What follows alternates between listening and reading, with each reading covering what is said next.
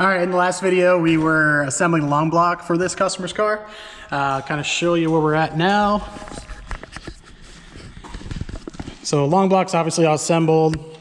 Cody threw the clutch and flywheel on, transmission, and pretty much everything to get this thing in the car. So right now, we're getting ready to install the XDI fuel pump. We already got the Bosch 30% injectors in there. And then we're kind of going over things that came off as one unit. So this car came assembled with a turbo kit and everything on it. It just had a blown up engine basically. So we took this all as one unit. Now we're just kind of picking it apart, making sure everything's good before we throw it in the car. So we took the intake off. Let's see if I can get a light here. And wanted to check out the turbo. And we found a little guy going for a free ride there. Let's see if I can get him out. Yeah, so there's a little bug inside the turbo. And it seems he got chopped in half because the rest of his guts are inside the intake tube. So we're gonna clean that all out and throw it on the ground.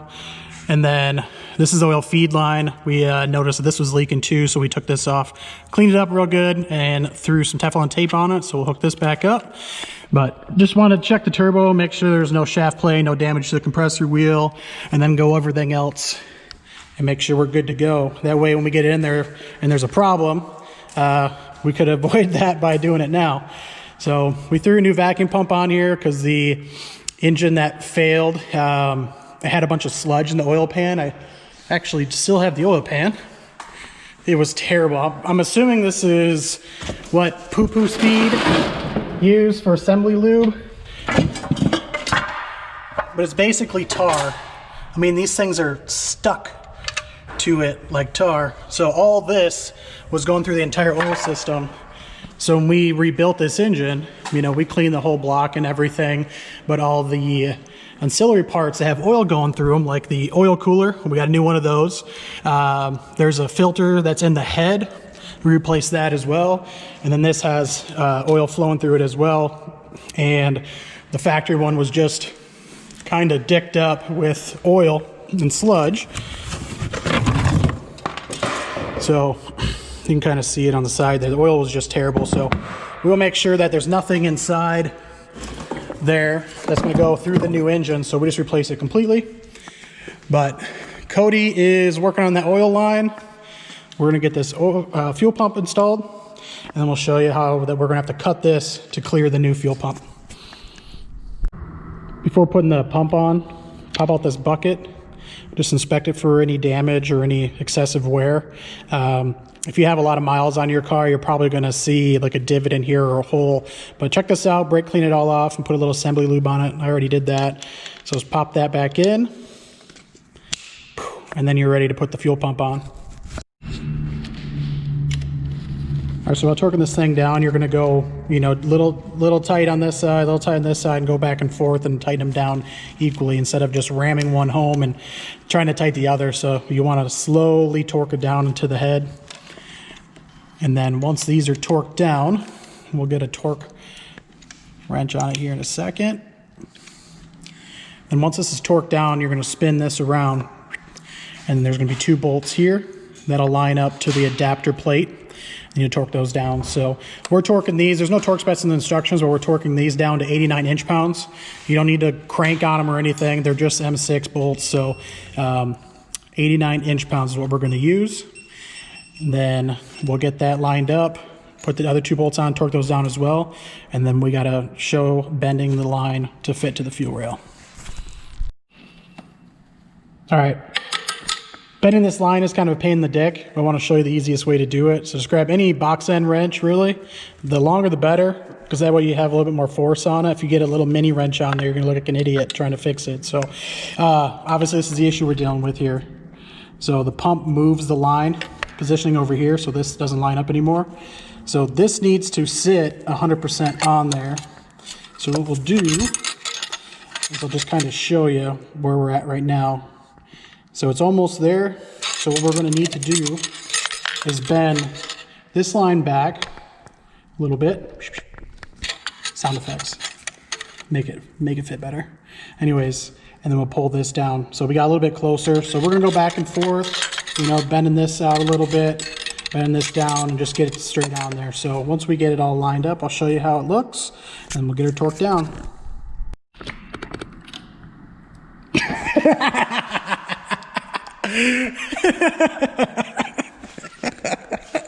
Fucking stupid. All right. Anyways, no. Fuck you. I just knew it was gonna be stupid. This is recording, by the way. It's going in. No.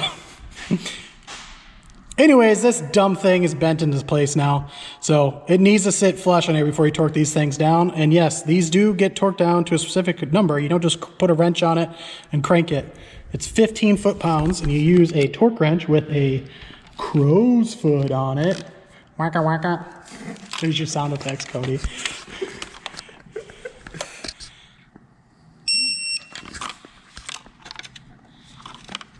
This one's kind of a pain in the ass.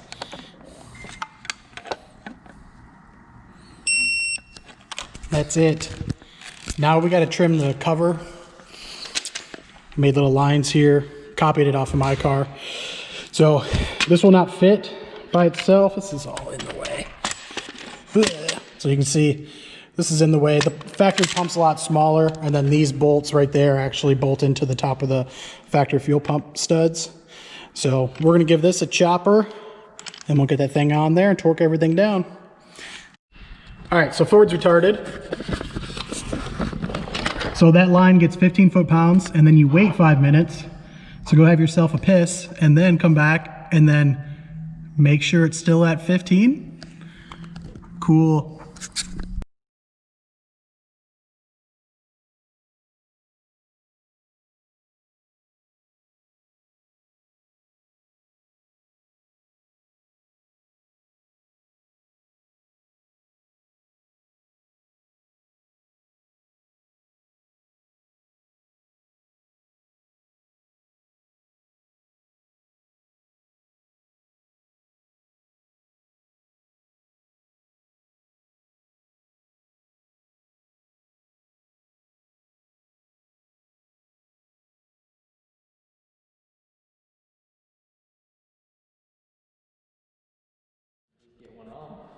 What's that? Nothing. Nothing? You don't want to repeat what you just said? No. Okay. Oh, we need a new timing cover now. Why do you keep stepping? Because it's in the middle of the fucking way. Well, fucking move it. This is my walk path right here. I get really close, and then I walk this way.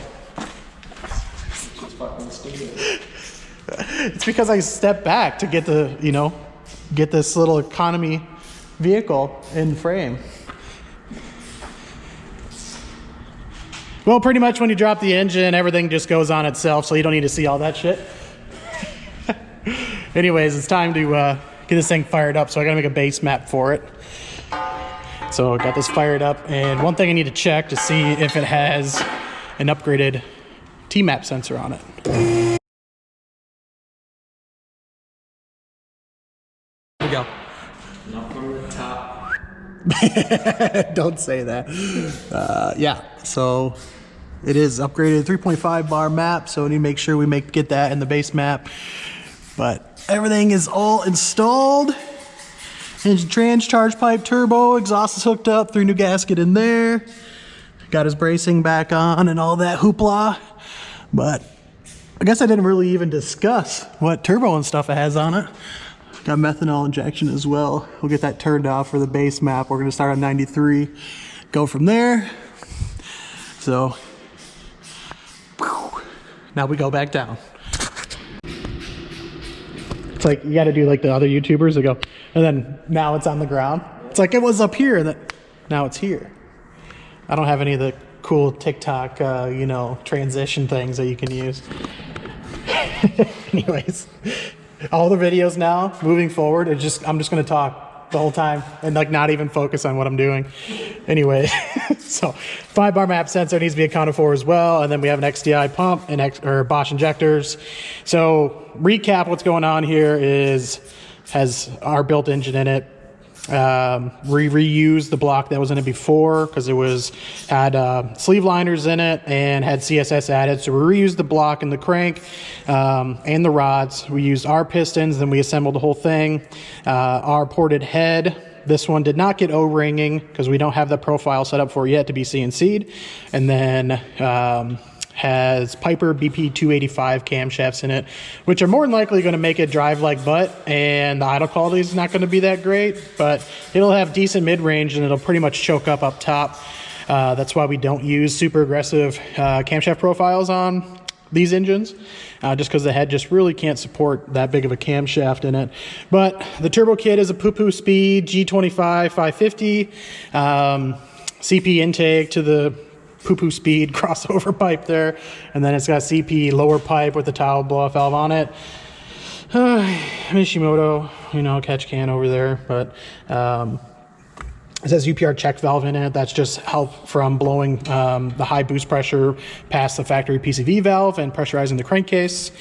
But besides that, should cover it. Exhaust, it looks like it's something he made. And then the clutch was a spec, and the flywheel, I'm not sure what brand the flywheel was, but it was steel, which is what we want. We had that resurfaced and everything. So now it's just time to get a base map on it. Oh, we got oil in it. We're using AMSOIL break-in oil, and we have coolant in it, pressurized, we pulled vacuum on the coolant system, make sure there's no leaks. Everything is good there. And that's pretty much it. So we need to get a base map going.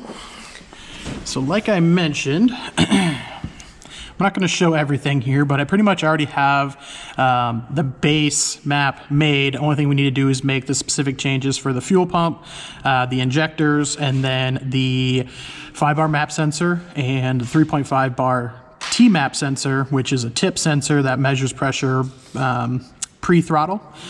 So it kind of cross-checks pre-throttle boost pressure against manifold pressure, and the throttle, you know, that's where you get your oscillation to block out blues, control load, control torque, you know, all that good stuff. So for what we'll do is we will make a comparison map. So we go compare to access port map. What we'll do here, I previously tuned this car, but I didn't tune it last, so that's why I had to double check everything that was installed on this thing. That way I can make sure it's all accounted for.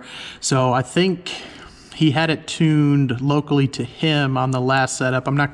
I know the name, I'm not gonna throw it out there just because the guy that actually tuned it last was not the problem why this engine failed originally. It was the engine builder.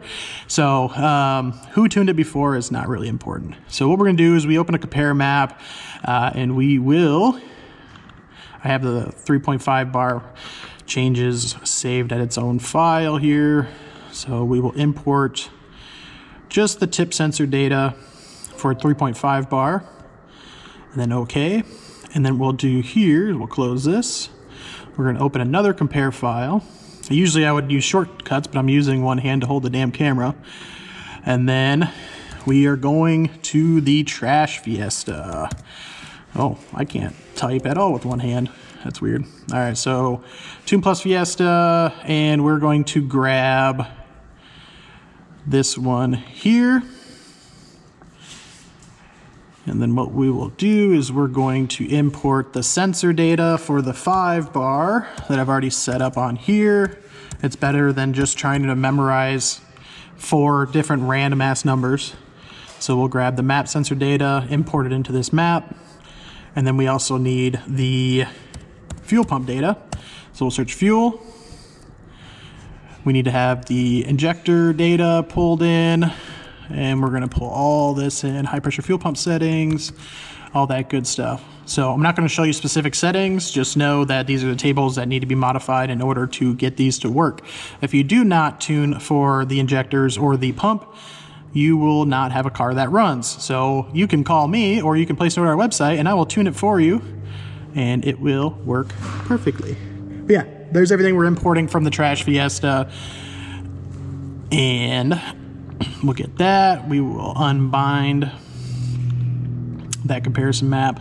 So I've already set up all the timing that we're going to use. It has 93 octane right now, so I have all the timing set up. We're just running on spring pressure for break-in, so all the wastegate duty cycles just set to 0. That will keep boost low, and that'll also tell me what springs are in the wastegate. Even if I knew the spring pressure, it's still a good idea to run it at 0 wastegate duty cycle. That way you can see with the setup what you end up with as your very minimum boost you're allowed. So everything else is all set up. I'm going to make a few more changes here to fueling, and a few more changes for cam settings, or all the VCT settings and everything, because it has upgraded camshafts in it. So I will make those changes and we will get this thing uploaded and fire it up. Ooh,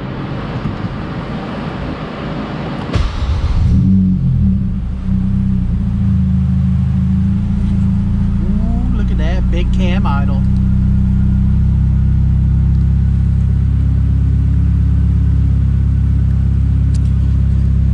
So this is why you don't just start your car and start ragging on it, because air fuel took a second to start learning, and then so does short-term fuel trims. So it's always best to let your car run for like 10-15 seconds before you start driving it at minimum. But we had a no start issue. Couldn't get any spark to the coil packs. So we did some digging around and we found that the fuse for the coil packs was actually missing because it was on the old port injection kit. So popped the fuse in there, fired it up, was down a cylinder. We had to do some wiring on the harness because it used to have port injection, and there was a lot of wires that were like cut and they weren't in the best of condition. So we redid wiring on the coil packs. So we found that one of the wires was still kind of broken, so we just repaired that. Fired up on first start. This is actually the second start. I just made some changes for the idle quality, just because this thing has upgraded cams in it and they tend to idle like shit. So made a few changes and now she's right on the money.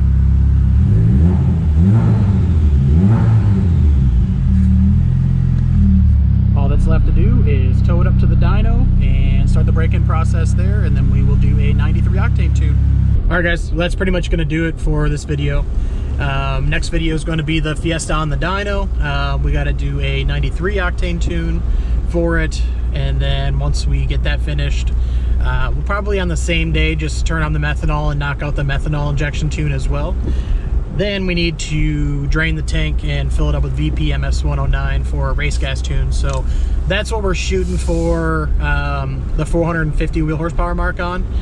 The turbo is probably going to be good for 500, but I think the turbo is really going to gas out around 450. So we want to keep it in its sweet spot. We don't really want to keep the turbo just stressed out to the max, you know, all the time. So keeping its efficiency range, weird. Anyways, keeping it in its efficiency range is obviously going to be better for the life of the turbo, and you know, generate less heat and keep it into a nice, you know, flat power band. Because if you run the turbo at, you know, max tilt all the time and it drops out of efficiency, you're just going to have a power curve that drops off top, and that's no fun. So we'll likely drop that dyno video and wrap up this project likely in the next week. So we'll get that uploaded out to you guys to check out. And then our next coming videos will be a Focus RS that we are building and an Ecoboost Mustang that we are building, and also some updates on the 1.5 block that we're putting in the Fiesta, and also wrapping up the Fiesta, the trash Fiesta, because we need to get that out to the customer that purchased it. So, but I will keep these videos coming as best as we can. You know, it's a little difficult to kind of stop what we're doing and get some clips of it. I mean, we're both working every day. I got tunes I got to knock out on top of trying to record videos, and Cody's, you know, got cars. We got cars just lined up for the next couple of months. So, but yeah, we like doing the videos. We want to do more, and I know you guys want to see them, but sometimes they're just hard to do. So we'll see you in a couple days when the next video drops. Goodbye. Oh, shit.